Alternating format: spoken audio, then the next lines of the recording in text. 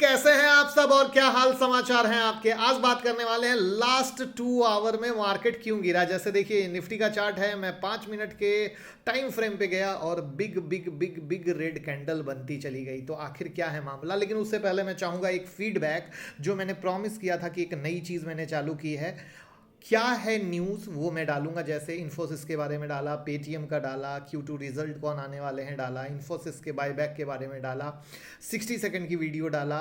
उसके बाद मैंने निफ्टी आईटी का चार्ट डाला, एंजल वन का चार्ट डाला। ऐसी कई सारी चीज़ें मैंने डाली जो मैंने आपको प्रॉमिस किया था कि कोई भी न्यूज़ रहेगी लाइव मार्केट में डालेंगे। अगर कोई आपका स्टॉक सडनली आपको लगता है उसमें कोई न्यूज़ आ गई, बट न्यूज़ आपको पता नहीं है, आप अगर ट्विटर पे हमें बताओगे जाके इस पर्सनल मैसेज में, तो पर्सनल मैसेज को हम चेक करके आपको टेलीग्राम पे अपडेट कर देंगे, नहीं ये न्यूज़ आई है जिसके कारण ऐसा है। तो कैसी लगी ये नई वाली सर्विस जो हम भाई वाला प्यार के तौर पे दे रहे हैं, कमेंट में सबसे पहले मुझे जानना ज़रूरी है। और अगर कोई टेलीग्राम ट्विटर से नहीं जुड़े हैं और इसका फ़ायदा नहीं ले रहे हैं तो अभी जुड़ जाइए, लिंक डिस्क्रिप्शन में है। और साथ में दिल से थैंक यू, जो simplest book for technical analysis हम आपके लिए लाए हैं। आप लोगों ने इतना प्यार दे रहे हैं, बस हम कहेंगे जिन्होंने सीट बुक नहीं की है इस बुक के लिए वो ऑनलाइन जाए, फटाफट एडवांस ऑर्डर दें। और याद रखें इतना प्यारा लिखा है, इतने सालों की मेहनत से लिखा है और इतने चार्ट के साथ सजाया है कि जो 200-300 रुपये में आपको एक नई दुनिया का एहसास कराएगा। और जो आप लोग बुक पढ़ के आज तक नहीं सीखे, नहीं समझे, क्योंकि परेशान हो जाते हैं, वहाँ पर इसको बुक हम भले ही कहें, लेकिन इसमें चीज़ों को कहने का अंदाज बहुत ही निराला है, बहुत ही अलग है।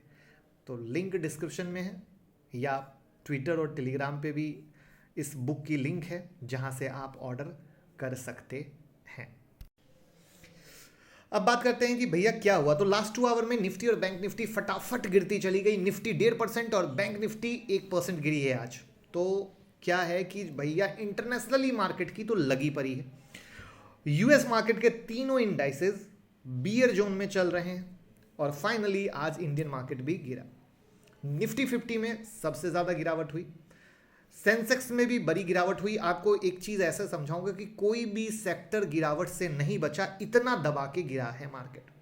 रियलिटी हो, मेटल हो, आईटी सेक्टर सबसे ज़्यादा बिकवाली देखी गई है। अगर इंडिया विक्स की बात करें, जो एक डर को बताता है, मार्केट के डर को बताता है, वो 4% से ज़्यादा बढ़ गया।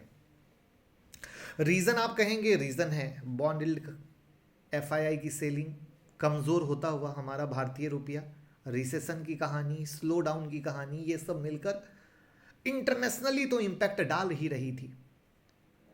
लेकिन इंडियन मार्केट भी ऊपर जाए तो उसको कुछ तो गुड न्यूज चाहिए, कुछ तो कैटलिस्ट चाहिए जो उसको पावर दे सके, जो उसको बूस्ट दे सके।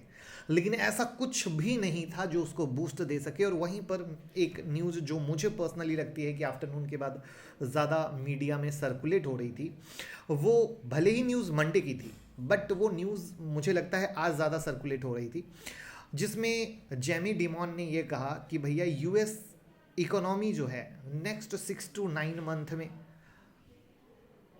और भी मुश्किल में जा सकती है, क्योंकि नेक्स्ट 6 to 9 मंथ में वहाँ रिसेशन आ सकता है। स्टॉक मार्केट अनदर 20% गिर सकता है। रीज़न वही है, higher inflation, interest rate, war की कंडीशन, ये कई सारी चीज़ें हैं जो मिलकर कर रही हैं। यानी अगर एक लाइन में मैं बात करूं, कोई भी ऐसा पॉजिटिव एलिमेंट नहीं था जो मार्केट को ऊपर ले जा सकता था। That's the big reason market गिर गया। वहां पर ऑलरेडी निफ्टी 17,000 के नीचे प्रेशर में आ चुकी है, जिसके बारे में हम चार्ट पे लास्ट में डिस्कस करेंगे।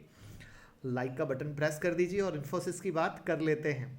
इन्फोसिस 13 अक्टूबर को अपने तिमाही नतीजे घोषित करने वाली है। कंपनी का कहना है इस दिन वो शेयर के बायबैक पर विचार करेगी। अब अगर 13 अक्टूबर को शेयर बायबैक का निर्णय लेती है तो पिछले 5 साल में कंपनी का चौथा शेयर बायबैक होगा। अब यहां पर अगर ओपन मार्केट बायबैक होता है तो उम्मीद की जा रही है कि कंपनी के शेयर के प्राइस को सपोर्ट मिल सकता है, क्योंकि आईटी सेक्टर के शेयर लगातार गिर रहे हैं।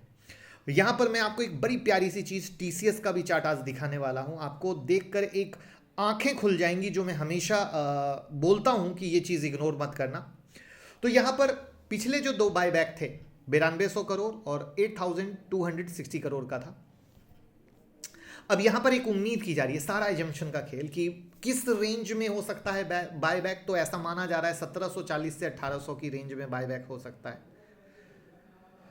अब 8000 से 9000 करोड़ का बायबैक हो सकता है, तो देखना है किस तरीके से होता है। बट हम चलते हैं निफ्टी और उस टीसीएस के चार्ट पर, चलते हैं टीसीएस को देखने। कल मैंने टीसीएस को कवर किया था, टीसीएस की न्यूज भी कवर की थी, टीसीएस का चार्ट भी दिया था। यहां पर हम टीसीएस में हैं, जहां पर कल मैंने बोला था कि न्यूज आई, कल रिजल्ट हुआ, बहुत अच्छा परफॉर्म किया, लोग बिग कैंडल को देखकर अट्रैक्ट हो गए। मैंने कहा था अगर इसमें दम है, इसमें सच्चाई है, तो 3145 के ऊपर चलना जरूरी है। आज आप देखो 3145 का हाई लगाकर वहां से 3053 तक आ गया, मोटा मोटा 80-90 पॉइंट गिर गया। आप इसी से समझो, यही वो चीज है जो हर दिन मैं रात के 8:30 बजे के शो में बताने की कोशिश करता हूं। न्यूज पकड़ो, चार्ट पकड़ो, और न्यूज क्या कह रहा है, अच्छा बुरा इसमें जाओ ही मत।